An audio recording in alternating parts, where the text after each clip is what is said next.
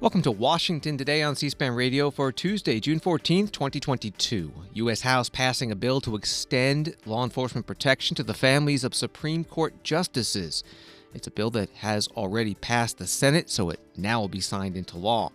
And the House action comes after proposed change by House Democrats to protect Supreme Court clerks and staff as well was rejected by Senate Republicans, so not included in the final bill. The Senate Republican leader Mitch McConnell says he supports a bipartisan framework to address gun violence, a framework that was negotiated between a small group of Senate Republicans and Senate Democrats, and he says he will likely vote for the legislation that's being drafted now to reflect what is in that framework. The House Select Committee to investigate the January 6th attack on the U.S. Capitol postponing its third public hearing, scheduled for Wednesday. A top Democrat on the committee indicating the issue is there's not enough time to edit together video clips of the previously recorded witness testimony to play during the live hearing. President Joe Biden talking about the economy at an AFL-CIO union convention in Philadelphia. This is ahead of the Federal Reserve meeting this week that could see interest rates rise at least another half percentage point in an effort to contain inflation. And the White House confirms President Biden will travel to the Middle East next month with stops in Israel, the West Bank, and Saudi Arabia. White House press secretary asked whether the president will raise the issue of human rights when he meets with the Saudi crown prince. And we start with the U.S. House, the Supreme Court Police Parity Act, the official name of the bill, up. CQ roll call describes it this way. The bill permits the Supreme Court police to protect any immediate family member of Supreme Court justices or any officer of the court if the court's marshal determines such protection is necessary, which could enable the court police to provide around-the-clock protective details for Supreme Court justices and their immediate family. The article goes on. The Senate passed the bill in early May after demonstrations began outside the homes of conservative justices in response to the leaked draft opinion that would overturn Roe v. Wade. House Democrats sought agreement to modify the bill to also expand protections for law clerks of individual justices, but Senate Republicans say they would reject any modified measure. Here's some of the floor debate before the vote. Democrat Ted Lieu of California and Republican Jim Jordan of Ohio. While the Supreme Court police force is currently authorized to provide protection to the justices of the Supreme Court, this bill would unequivocally extend their authority to provide protection to the family members of justices if there is reason to believe they are at risk.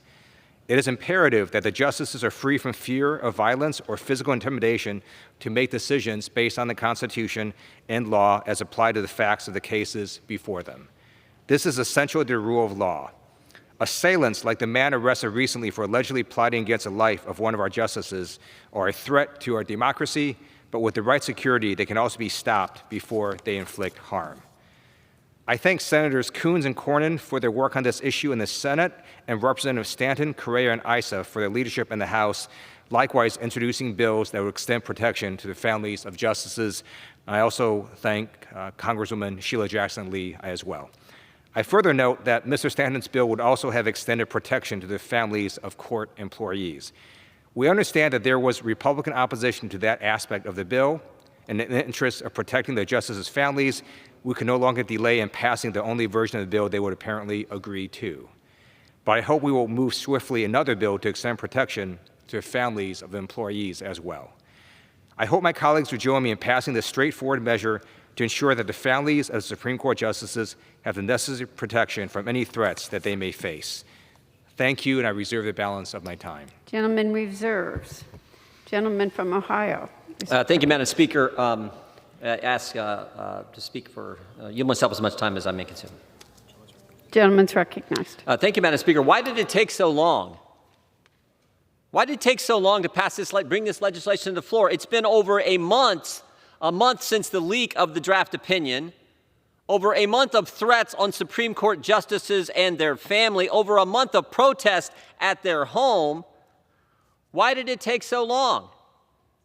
I mean, the protests at their home are a direct violation of the law, 18 U.S.C. Section 1507. Over a month. It's been over a week, or actually a week, since an assassination attempt on a Supreme Court justice, on Justice Kavanaugh. Think about that for a second. An assassination attempt on a sitting United States Supreme Court justice. And what did the Speaker of the House say last week? No one is in danger. No rush on this legislation. No concern here. The Senate passed this bill a month ago. Why hasn't the House? Why did it take so long? I think the answer is obvious. Because they've always wanted to intimidate the court. That's been their goal since the get-go. Their goal was to intimidate the court. That's been their objective all along. Think about the history. First, we had the Kavanaugh confirmation mess, where the left just made up things about Justice Kavanaugh and his family. Then we had the leader of the Senate, the Democrat leader of the Senate, on the Supreme Court steps say to two justices, Mr. Kavanaugh and Mr. Gorsuch, he said, "You've released the whirlwind. You will pay the price." Last April, the Democrat chair of the Judiciary Committee introduced legislation to do what? To pack the court, to add 4 associate justices to the United States Supreme Court. Why 4? Why not 1? Why not 2? Why not 3? Why 4? Because 4 would give them a majority on the court. Then there was the sustained attack on Justice Thomas and his wife over the last several weeks. The Democrats on the Judiciary Committee even had hearings about Justice Thomas. Then, of course, there was the leak of the draft opinion itself, something that's never happened. And then there were the protests at Supreme Court justices' homes, again, in direct violation of the statute. And then, finally, there was the hearing the Democrats had in the Judiciary Committee about the abortion issue while the Dobbs decision is pending in front of the court. You remember that hearing. That's the one where the Democrat witness said men could get pregnant. That's the history here. And then, of course, last week, we had an assassination attempt on Justice Kavanaugh. Intimidation is their goal. It's the same reason the Department of Homeland Security stood up the Disinformation Governance Board. It's the same reason the Department of Justice is targeting parents who have the nerve to show up at a school board meeting and speak up for their kids. It's all about intimidation. That's how the left operates, and we've seen it play out now against the Supreme Court. But the good news is, finally, this bill's going to pass and give the justices of the highest court in our land the protection they and their families deserve. So I say better late than never. We support this legislation. Should have passed a darn long time ago, and we reserve our time, Madam Speaker. Congressman Jim Jordan. Gentleman reserves.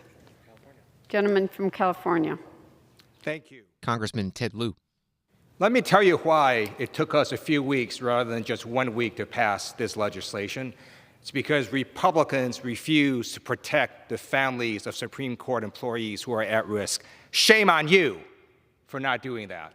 And by the way, there are threats to justices across the board. I support this legislation. I just note that recently there was an article in CNN titled "Justice Sonia Sotomayor was targeted by gunmen," federal judge tells 60 Minutes, dated February 19, 2021. Intimidation goes on both sides.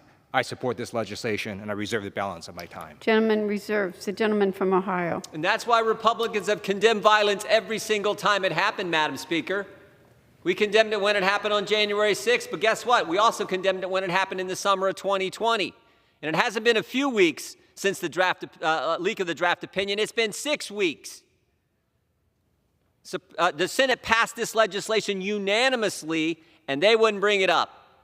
They wouldn't bring it up. In fact, the Speaker of the House, as I said before, the Speaker of the House said last week there was no need to bring it up. But now we're going to. Thank goodness for that. Congressman Jim Jordan, Republican from Ohio, and Congressman Ted Lieu, Democrat from California. Some of the debate on the House floor before the House went on to pass this bill. The vote was 396 to 27. All the 27 no votes from Democrats. As Congressman Jordan mentioned, the Senate had already passed it by unanimous consent, no senator objecting. So now it goes to President Biden to be signed into law. As was also referenced, the Supreme Court expected any day to issue a final written opinion in that abortion case challenging a restrictive law in Mississippi, and a leaked draft opinion several weeks ago suggesting a majority of justices are ready to overturn the 1973 Roe v. Wade decision that legalized abortion nationwide. Today, in anticipation of the final opinion whenever it comes out, Vice President Kamala Harris met with legal scholars. I think we all believe and know that our nation was founded on certain principles that we hold dear. Principles of freedom, liberty, and self-determination. And I do believe that all of those principles are at stake when we look at the leaked draft opinion about what this decision may end up being. From these principles, most notably, come the constitutional right to privacy, the right of an individual to make decisions about their life, about their family, about their body, without government interference. And so there's a lot at stake in the outcome of this decision.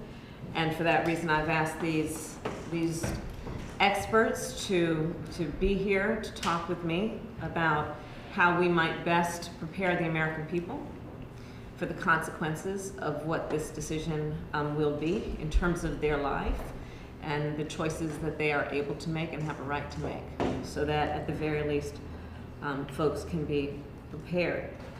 But I do believe that we should prepare for the right to privacy to be attacked and under attack with this decision. Vice President Kamala Harris holding that roundtable in the Eisenhower Executive Office building next to the White House today. She went on to list several specific concerns if Roe v. Wade is overturned by the Supreme Court, including data privacy. States perhaps criminalizing abortion could subpoena a woman's personal data. States restricting in vitro fertilization, if that's defined by the state that way as an abortion, and states restricting certain types of contraception, such as IUDs and the so-called morning after pill. Now to the House Select Committee investigating the January 6th attack on the U.S. Capitol. An announcement today: the hearing originally scheduled for Wednesday has been postponed. The topic of Wednesday's hearing was to be former President Donald Trump's efforts to pressure the Justice Department to investigate his claims of election fraud, with testimony from former Justice Department officials. So the next scheduled hearing at this point is Thursday, 10 a.m. Eastern, and the previously announced topic for that hearing, unless it changes, is former President Trump's efforts to pressure former Vice President Mike Pence to prevent the counting of the electoral votes in the presidential race January 6, 2021, that did declare Joe Biden the victor. Congressman Pete Aguilar, Democrat from California, is a member of the January 6th committee, and he was asked today about the hearing postponement. And also, as the Hill newspaper reports, members of the panel quarreling over whether to make a criminal referral to the Justice Department after the chair, Benny Thompson, Democrat from Mississippi, said Monday the committee would make no such move. Here are the questions to Congressman Aguilar. Questions for Vice Chair Aguilar. On the January 6th Select Committee, why was tomorrow's hearing postponed? When will it be rescheduled, and how does that affect the schedule of future hearings to come next week and in the future, possibly? And additionally, it seems that there was some disagreement between the Chairman, Chairman Thompson, and Vice Chair Cheney on whether or not a criminal referral regarding former President Trump is even on the table. Where is the committee on that, and where do you personally stand on that? The schedule has always been fluid, so we're going to move forward and have a Thursday hearing, and then get ready for hearings next week as well. So the hearing will be just postponed and moved to likely next week. The chairman and the committee will put out the balance of the calendar, but as we've said, it continues to be fluid, and we're getting ready for Thursday. We just want to make sure that you all have the time and space to digest all the information that we're putting out there. But this is about telling that story and sharing what we've learned, and we feel that we can accomplish that by moving forward with the Thursday hearing. With respect to your second question, look, our job is to tell the full and complete story. That's what I heard the chairman say yesterday. That's what we're focused on. We're focused on the hearings in front of us, telling the full and complete story, as the vice chair laid out in her opening statement last week. She detailed some of the evidence that we've received and also the hearings ahead that in the 7-point plan that we've discussed. But she's also right that the members haven't had this conversation. When our hearings are complete, we'll have a conversation on next steps, which includes ultimately the final report that we will put together, but also any other material that we seek or any other letters that we send. The committee will have those discussions and deliberations. But I think I viewed the chairman's comments as just being hyper-focused on the hearings ahead. That's our focus. That's our responsibility. That's what we've been getting ready for. That's what we've taken 1,000 interviews to get to this point. And so that's where we are. But we'll have that conversation as a committee moving forward. Congressman Pete Aguilar, a Democrat from California. He's a member of the House Select Committee investigating the January 6th attack on the Capitol. He's also the House Democratic Caucus vice chair. So that's what the reporter was referring to at a news conference today. And the comments from the chair of the Select Committee investigating the January 6th attack, Benny Thompson, according to the Hill newspaper, when talking about whether there would be a criminal referral to the Justice Department, he said, "That's not our job. Our job is to look at January 6th, what caused it, and make recommendations after that. We don't have the authority." And after that, a tweet from the vice chair, Congresswoman Liz Cheney, Republican from Wyoming, Monday night, she tweeted, "The January 6th Select Committee has not issued a conclusion regarding potential criminal referrals. We will announce a decision on that at an appropriate time." About the postponement of Wednesday's hearing, NBC News reports that Congresswoman Zoe Lofgren, Democrat of California, also a member of the Select Committee, telling reporters that it was due to technical issues stemming from the overwhelming demand on staff to produce videos. She said, "We're trying to give them a little more room." Back to Congressman Aguilar, he also took a minute describing what he thinks the Select Committee has accomplished so far with the 2 public hearings. When the January 6th committee started, we said very clearly that we would tell the full and complete story about what happened on January 6th and what were the causes that led up to it. Through 2 hearings so far and more ahead, we're on our way to complete that task and to share what we've learned with the American public. But it's very clear that what we have laid out so far is that Donald Trump was at the center of a coordinated strategy to overturn the results of a free and fair election. We'll continue to tell the next chapter in that story on Thursday. We look forward to the continuing work of the committee, sharing the results that we have learned, and most importantly, ensuring that this never happens again. Congressman Pete Aguilar, Democrat, member of the committee. We will be covering that hearing and all the hearings. That's Thursday, 10 a.m. Eastern here on C-SPAN Radio and on C-SPAN Television as well. Today, former President Donald Trump posting on his social media platform Truth Social, "Does anybody notice that the Unselect Committee refuses to discuss or debate in any way, share, or form the many irrefutable types of election fraud and irregularities found in the 2020 election? This is cancel culture because they know that they have zero chance of winning that debate. So sad to see our country falling apart." That statement from former President Trump. And Congressman Mike Johnson of Louisiana, vice chair of the House Republican Conference, leading off a separate news conference with other House Republican leaders talking about this issue. There are a lot of things on the minds of the American people, and it's really not January 6th. Democrats have enjoyed unilateral control of Washington for 17 months now, and we all know the results. Everybody can see what has been wrought by that. We've got record inflation, soaring gas prices, unhinged crime in our cities, and uninhibited illegal immigration. And in the midst of all of that chaos, what are they focused on? What gets their primetime billing? It is their seething hatred for Donald Trump and anybody who's ever supported him. That's what comes through in all of these hearings. For nearly a year, you got to think about this, the January 6th committee, for almost a year, they have invested thousands of hours, millions upon millions of taxpayer dollars. They've interviewed hundreds upon hundreds of witnesses. They about 100,000 pages of documents, and they hired lawyers, consultants, and big network TV producers. All for what? To rehash and replay a moment-by-moment dissection of a terrible event that took place a year and a half ago. They thought the American people would be riveted by their production, but the ratings are in, and we know the truth, that the ratings have proven what everybody else already knew. The American people lived through all that, and they have moved on. They moved on to caring about the issues that actually affect their daily lives. The criminals involved in January 6th are being prosecuted. Lessons were learned about Capitol security that day. And the Senate produced a bipartisan report of the events over a year ago. The truth is this. The Democrats could hire an army of broadcast media executives to try to boost their ratings, but it will not change the simple facts. This election will be about 3 I's and really nothing else: inflation, illegal immigration, and incompetence. The utter incompetence of the Democrats in charge of Washington is on full display now. If the Democrats want to reverse their political fortunes, they need to reverse their policies. But of course, we all know they refuse to do that. And so hardworking American families will continue to struggle as our country becomes less safe, less secure, and less stable by the hour. Congressman Mike Johnson, Republican from Louisiana. He is vice chair of the House Republican Conference at a news conference today.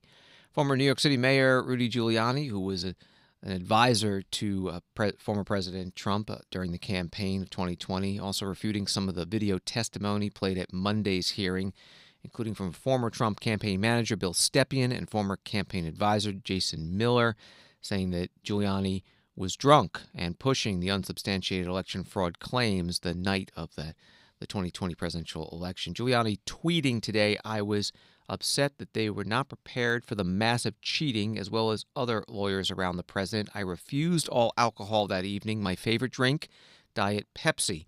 Is the false testimony from Miller and Stepien because I yelled at them. Are they being paid to lie? That tweet from former New York City Mayor Rudy Giuliani. This is Washington Today. Now, gun violence. Work is being done this week to turn that bipartisan Senate framework into legislative language. NBC News reports of the 10 Republican senators who negotiated the deal, winning their support for the broad contours of a deal is now looking like it was the easy part. Keeping their support intact for the eventual legislation will be much harder. Senators are now racing to finish writing the bill this week in hopes of passing it next week before a scheduled July 4th recess, and they're running into complicated challenges. This is the NBC News article.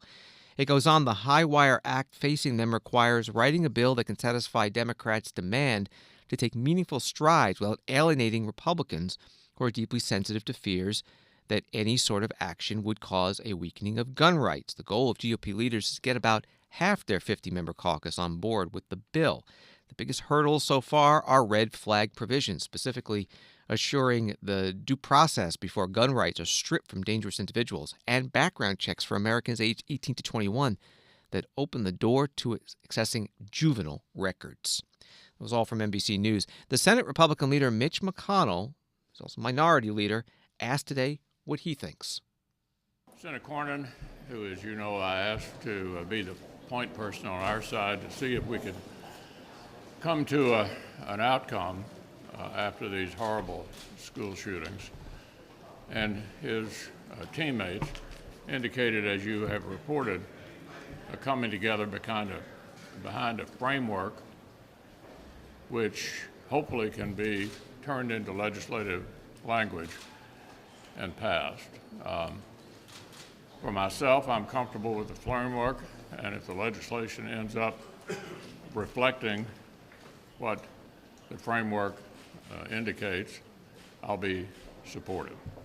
The Senate Republican leader Mitch McConnell of Kentucky on Capitol Hill. So his support, plus the 10 Republican senators who negotiated the deal, makes 11. He was asked how many more may come on board.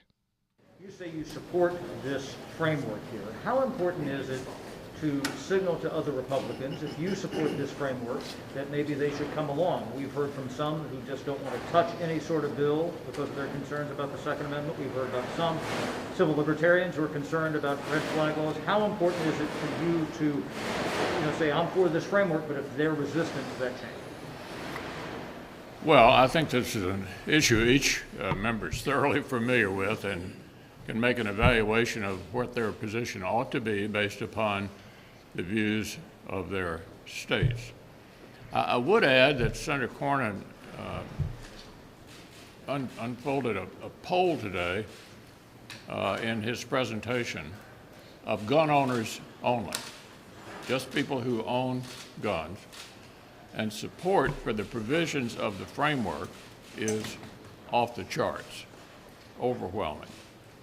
I think if this framework becomes the actual piece of legislation, it's a step forward on a bipartisan basis, and further demonstrates to the American people that we can come together, which we have done from time to time on things like infrastructure and postal reform, to make progress for the country.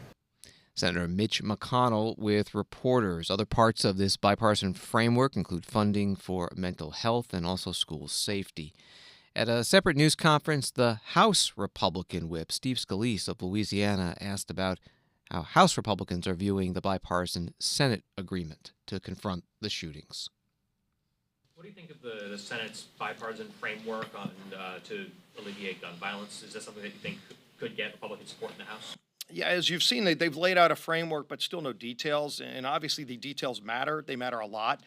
So until we see any specifics, that is something that we're going to continue to watch to see what comes from the Senate. Obviously, you saw in the House last week, Speaker Pelosi's approach has been to make it harder for law-abiding citizens to get guns. President Biden even talked about taking handguns away from people, so that's not the answer. We brought up a motion to recommit, an amendment last week by Richard Hudson that would have created more opportunities for schools to have funding for hardening of the schools, to put more resource officers, to put more mental health counselors in the schools. Every Democrat voted against that amendment, unfortunately. So we're going to continue working on ideas that would actually solve the problem.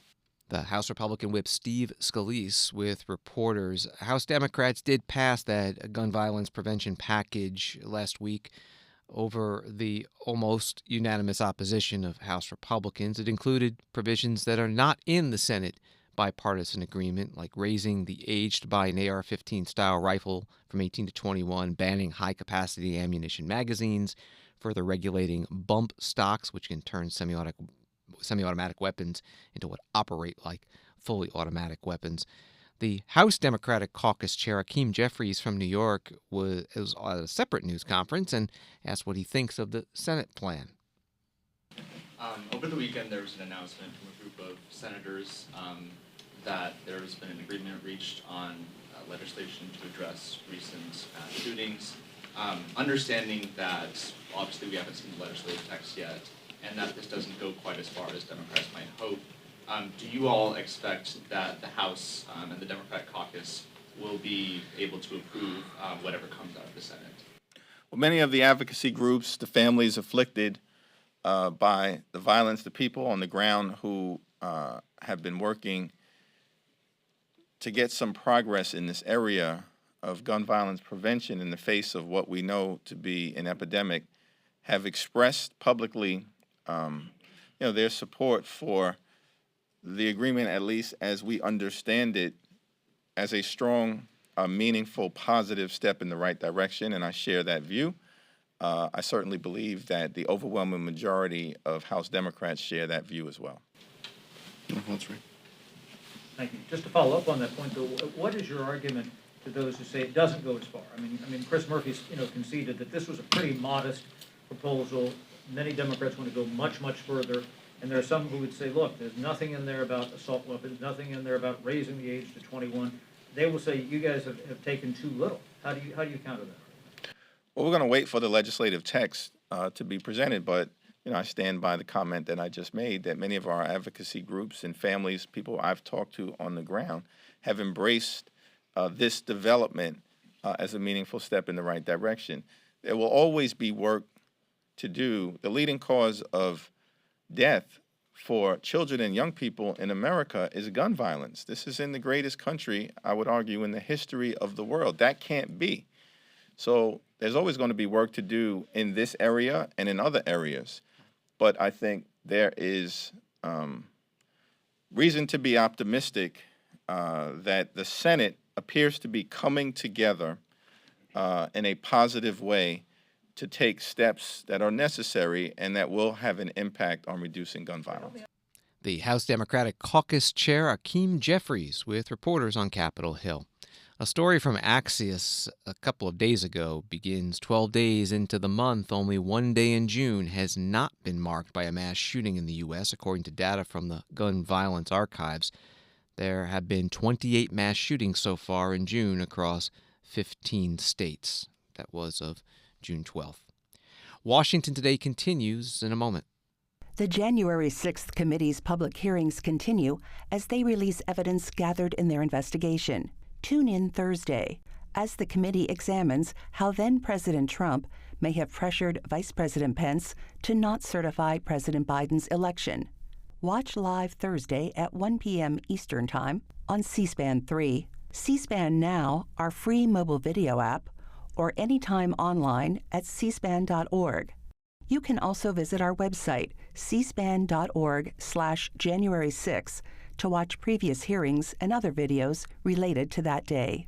C-SPAN, your unfiltered view of government. Welcome back to Washington Today, available as a podcast on the free C-SPAN Now mobile video app and wherever you get your podcasts. This from CNBC. Wholesale prices rose at a brisk pace in May as inflation pressures mounted on the U.S. economy, the Bureau of Labor Statistics reported Tuesday. The Producer Price Index, a measure of the prices paid to producers of goods and services, rose 0.8% for the month and 10.8% over the past year. The data is significant in that prices at the wholesale level feed into consumer prices, which are running at their highest level since December 1981. Consumer Price Index increased 8.6% annually in May. Federal Reserve officials are watching the inflation numbers closely. Markets now expect the central bank to raise benchmark short-term borrowing rates by 75 basis points when their two-day meeting concludes Wednesday. That from CNBC. President Biden in Philadelphia today at the AFL-CIO Labor Union Convention, talking about the economy and inflation. Jobs are back, but prices are still too high. COVID is down, but gas prices are up. Our work isn't done. But here's the deal. America still has a choice to make. A choice between a government by the few, for the few, or a government for all of us. Democracy for all of us, an economy where all of us have a fair shot and a chance to earn our place in the economy. My plan is simple. First, I'm doing everything in my power to blunt Putin's gas price hike. Just since he invaded Ukraine, it's gone up $1.74 a gallon because of nothing else but that. So I have a plan to bring down the cost of gas and food. It's going to take time, but let the world coordinate the largest release, what I've been able to do, the largest release of oil from the global fund in history. 1 million barrels a day and 240 million barrels to boost global supply while I convinced other nations to join us, to keep prices from rising even more. And I'm working closely with our European partners to get 20 million tons of grain locked in Ukraine out onto the market to help bring down food prices. Folks, look, what Putin's war has done is not only try to wipe out the culture of the Ukrainians, decimate people and commit innumerable war crimes, but he's also prevented the grain, thousands of tons of grain that are locked up in those silos ready to be exported, but they can't get out through the Black Sea because they get blown out of the water. So we're working on a plan to get it out through other countries by rail. But guess what? Ukraine has a system like Russia has, a rail gauge that is different than the gauge of the rest of the tracks in Europe. So we're going to build silos, temporary silos, in the borders of Ukraine, including in Poland, so we can transfer it from those cars into those silos into cars in Europe and get it out to the ocean and get it across the world. President Joe Biden at the AFL-CIO convention at the Convention Center in Philadelphia. ABC News Channel 6 in Philly reporting on his speech this way. Without many options to fight price hikes, the president drew a contrast between his economic policies and the plan put forward by the leader of the Senate Republican campaign arm, Senator Rick Scott of Florida. The president has been leaning into criticizing what he describes as an ultra-MAGA agenda on the right as part of his messaging heading into November's midterm elections. Back in Washington, D.C., House Republican News Conference, Congresswoman Diana Harshbarger of Tennessee with this take on the president's policies and inflation. You know, I'm going to talk to you as the only mother and grandmother on this stage. I'm going to talk to the families across East Tennessee and the families across America. You know, summer is a season that people look forward to the most. They look forward to family cookouts, to vacations, sporting events, and summer camps, and many other summer pastimes. But this year, no one is getting a break, and let me tell you why. Parents in every state have a very real fear about the reality of this summer and what it means for their families' budgets. Imagine that. Most American families operate within a budget, unlike the federal government. Prices haven't stopped soaring, and every day there's a new jaw-dropping increase at the pump, the grocery store, the pharmacy, and bills are getting harder and harder to pay because it costs the average American family $5,000 more a year for the same things they purchased the previous year. The sad truth is that the President Biden's irresponsible and expensive policies, American families are paying more for so much less. And this summer, we're on track to experience the worst inflation in 40 years. 40 years. I've been married that long. That's a long time to have such high inflation. And let me tell you something else. There's one thing that's near and dear to my heart, and that's air conditioning. With energy services up over 16% higher than usual, basic necessities are going to be priced out of reach for working class families. So that tells me it's going to be one hot, hot summer. And it isn't just summer ruining news. This is a crisis of epic proportions that could have been avoided and still can be stopped. The Consumer Price Index is higher than it has been in almost half a century, meaning that your hard-earned paycheck isn't worth much compared to 2 years ago. American families are suffering and pleading for relief, and the Biden administration has cared more about going woke than helping Americans who are going broke because of bad for business and budget-busting spending. It's time for the Biden and the Democrats to wake up and realize nothing is free. Somebody pays for it, and that's you and me as taxpayers. Americans are paying more than they can afford for these crazy policies, and they've had enough. I can ask anybody in my district, they've had enough. We want our summer back. We want our freedom back. And most importantly, we want our country back on track and on the right track. Congresswoman Diana Harshbarger, Republican from Tennessee, at a news conference with other House Republicans today. On Wall Street, the Dow down 151, NASDAQ up 19, S&P down 14. From Associated Press, President Joe Biden confirmed on Tuesday he will visit Saudi Arabia next month for talks with leaders of the kingdom, a dramatic reordering of his stance on the kingdom that he pledged to make a pariah as a Democratic candidate for the White House.